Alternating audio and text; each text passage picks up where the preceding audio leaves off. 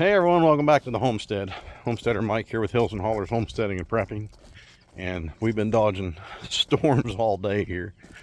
We did get a lot done. The third chicken tractor is, well, the new chicken tractor, which would be the third one that we've added this year, is done. And I have them on the pasture. I'll take you guys out here and show you this. In the meantime, there's a couple things I want folks to consider when you're talking about long-term preparedness, emergency preparedness, prepping, whatever you want to refer to it as. You know, your food preps are your number one. You have to have food put away. Ultimately, in the end, you know, if things do not improve or you're not able to resupply, of course, you know, that food's going to run out. So having sustainable and renewable sources of food, like gardening and stuff like that, and animals, is always going to be a good security for you in that realm. And the turkey's still stalking the chickens. And one black chicken, she's out. She flies. I got to trim her wings. Pigs are good. They're taking a nap. I just fed them a little bit ago. And I'm walking out here and it's so daggone muddy. But anyways, you know, a couple things to consider is you have to look at, I can't remember the name of the lake or the reservoir that the Hoover Dam holds back. But I was just reading there the other day where they said that it is currently 137 feet lower than the lowest recorded depth. So it is the lowest in history. It's 137 feet below the lowest recorded depth in history. And, you know, when you look out west like that, California's had water issues for years. What is it? I think it's Lake Mead out there. You see on the news, they just found skeletal remains in a barrel out there from a body dumped in the 80s. So the water level is dropping so low that all kinds of stuff is turning up now, including bodies. But, you know, there's no end in sight for that. There's wildfires all over the place. New Mexico's fighting wildfires now. There's drought conditions pretty much all over out through there. And when they do get rain, it's usually so hard that, or such big storms, that it just causes all kinds of other problems, flash flooding, landslides, and all that other stuff. So there's no quick fix, no easy end in sight for any of that. And that's the side of the country where most of the growing and stuff of our vegetables and stuff occurs. And that's mud squishing, by the way. And, you know, we don't take that in consideration. America is so used to just going to the store. We go to the store, we buy what's there, we come home, we put it in the refrigerator, we put it in the pantry, we cook it, we eat it. We call DoorDash, we call Grubhub, we order out, we do all that kind of stuff. And I think that's really going to play into a big problem with a lot of folks. And as I've said in previous videos and stuff, I really don't think people are going to be prepared for what's coming. I think the majority of people are going to be prepared for what's coming when they go to the store or when they call the restaurant and there's nothing there to be gotten for them. And, you know, those of us, and was there 340 million people in the United States? I'd say probably 5, 6, 7% at most are prepared for 3 months. At least 3 months, and the rest of them not. So we need to take into consideration, on top of everything else that's going on, and you see the muddy road, old dirt roads, lots of good memories, that, you know, with everything else going on in the world as a result of the pandemic, as a result of supply chain issues, as a result of lockdowns and everything else that are still going on over in China and stuff, you know, we have to look at our own sources here in our country. And out west, water is critical to farming. You have to have water to farm, and they don't have any. And it's running out faster than they can do anything about it. And there's, like, again, there's no relief in sight for that. So take that also into consideration with everything else that is playing into this. And it's a recipe that's only going to result in one thing, and that's going to be bad stuff. And, you know, I think this summer you're really going to see a lot less produce, a lot more empty store shelves. Of course, this is just my opinion of what I think is going to occur. In the meantime, you know, we're going to continue to work towards gardening and expanding our gardening and growing. We're expanding our animals and everything. And now that I'm out here, I'll give you guys a quick peek here. All right, so these are the chicken tractors. The one in the middle is the newest one I just built today. And I'll give you just a quick grand tour of these. And the one in the middle, the reason it's taller, as I made it a foot taller than the original plans, as in the ones on the other side, on each side of it, because I tired of scraping my daggone head every time I went in and out of those. Sometimes you forget to duck, and being bald doesn't help, and you scrape your daggone head on those door frames and it hurts. So, and then you end up with a big old scurf mark on your bald head, and sun and sweat kind of makes that bad. So this is actually also one of my additions on these that I did. Was this is where the water hangs. So I hang a 5-gallon bucket here. You can see right here. So I hang a 5-gallon bucket off the back of it, and this will turn around. I just got to clean these buckets out. This hose goes into a bell water, and I fill these up with a hose. That'll set up here. It'll come from a water tote on a trailer that I'll pull up here and park, and then run the hose down here, and I've got gravity and pressure to feed it and water, keep them watered. These are just basic 2x4 construction, and then 1x4s on the front for the door frame and the door, chicken wire, and hardware cloth. Now these first two have this one, and the outer one over there have 1/4 inch hardware cloth. This one I was able to get a 1/2 inch, and I prefer the 1/2 inch over the 1/4 inch because it's easier to work with. And when you're using the narrow crown staples to staple everything into place, you're not fighting trying to find all those little squares to get that daggone thing to hold on to. And then you take a 10x14 tarp, white tarp preferably, because it reflects heat and, you know, lets them not overheat as bad. Doesn't hold heat in as much as a dark color would. And then that keeps the rain and stuff off of them as well. And I can roll the sides up if they need more ventilation. Now you see the string hanging here. This is where the bell water runs off of. This is a 4-foot galvanized feeding trough that hangs as well, and I can adjust it, the height on it. Now for this one, instead of buying that feeding trough, I went ahead and hung my chains in there. There's 11 feet. So you're looking at about 10 feet total interior space, and I think 5 feet wide. So you're looking at 50 square feet roughly. And then what I did, and there's a reason for this, these Cornish cross, if you've never raised them or seen them, these things are voracious eaters, and they will absolutely overwhelm that feeding trough when I put feed in it. But I took a section of 4-inch sewer pipe, PVC sewer pipe that we had left over from our drains and stuff like that, our gutters, downspouts, not the other kind, that we had left over from where we built the house and everything. And I just went ahead and used one of those, and I made a feeder out of it, and I'll show it to you guys later. I'm not going to do it right now because it's actually back at the house. So we were able to get this out here today. But anyways, that'll become their feeder in here, and I think I'm actually going to replace the 4-foot trough feeders in these with that same type of thing. So because I can take up and use more space, get more space for feeding and everything. Well, that was just something big and heavy in the weeds. All right. Yeah, I think maybe Bigfoot seen me. All right, so on the front of these, now these old ones have the spring-loaded hinges on them, so they will slam shut on their own. I didn't do that with the new one. This is why right here I keep banging my head on this. I forget to duck, and I'm taller than the whole frame. So I'm either getting my head right here when I walk in, or when I come out, it usually scrapes me right through there, and it hurts, especially when it's hot and you're sweaty. But just a simple walk-in door. And I do the swivel latches on these. Get that out of the way. And I did 2. And the reason I do that is because I can just turn that and close that, and then nothing can get in there. So something can't pull the door open, you know, like a raccoon or anything like that. That's why I do those on that.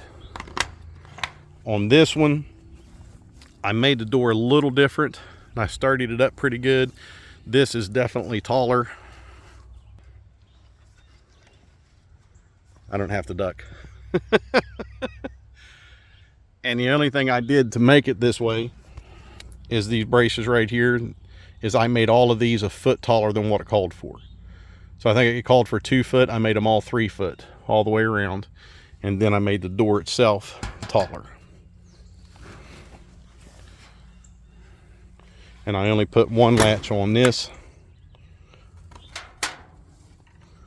I may put another one on the bottom, but I don't think there's any need to. And that's mostly because there's going to be electrified poultry netting around this that'll help keep the predators out.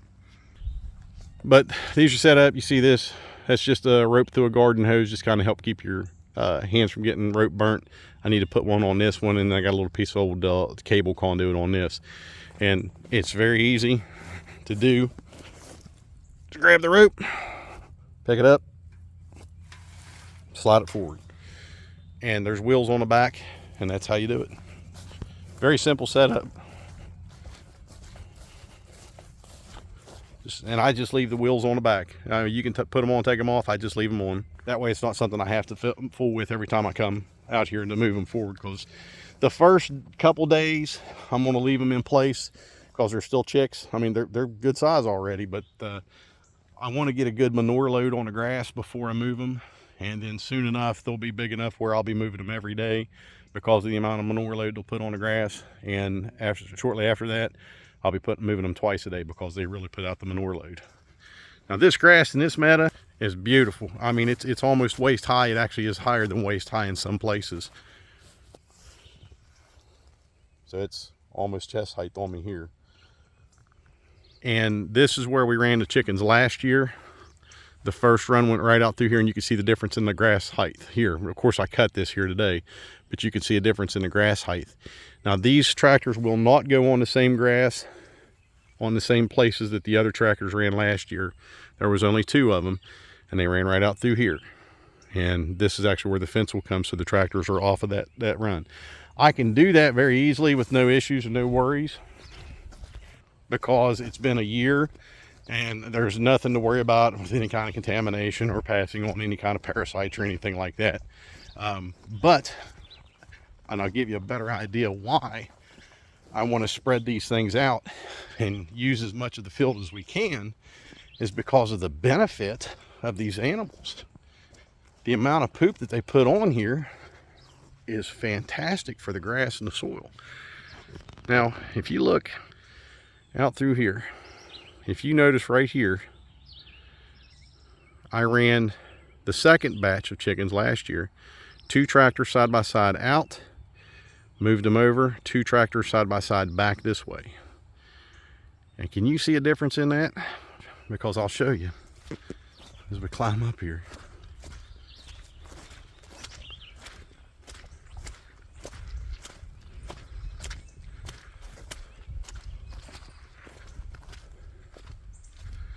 So not only do you have denser grass, you also have taller grass and more abundant seed heads on that grass. Okay, so the seed heads on that grass is a lot thicker and more abundant than they are on the surrounding grass. So that is the perks and the benefits of running chickens on your pasture. Is you feed them, they feed you. And there you go. Now, this group, I've got 3 tractors wide, will run all the way out through. And next, when we do the second run, I'm going to bring them on this side of this and let them run through here. And I'll take them out and then back. There's a little bit of a slope here, but nothing that'll hurt them or anything. It won't interfere with any part of them, you know, on the grass.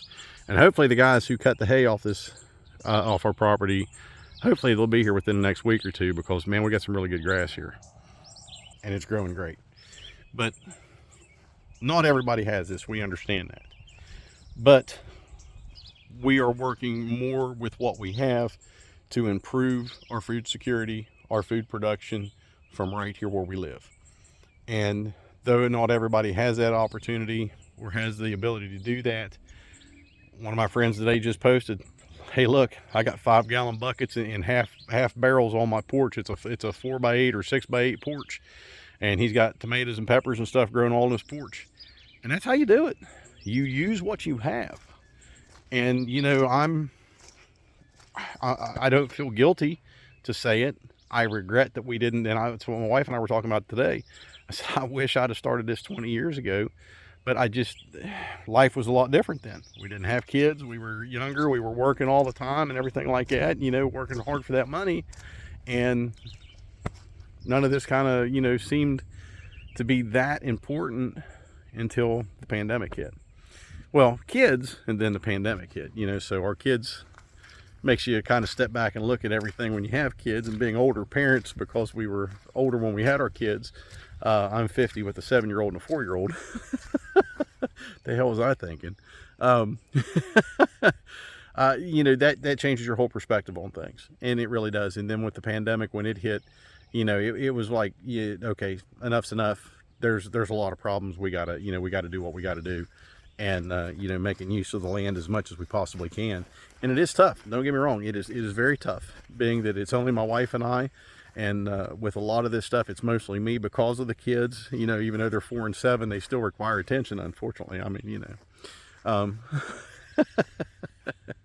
eventually they'll be able to take care of themselves, and they can. They are independent. But, you know, when mommy and daddy's around and everything like that, they're always into something.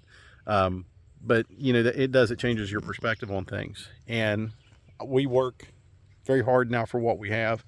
We always have. But our priorities have changed. Our foresight and insight on some things has really changed, and this is why we're doing what we're doing. That's why we busted our butts to get pigs this year and get fence built and everything like that.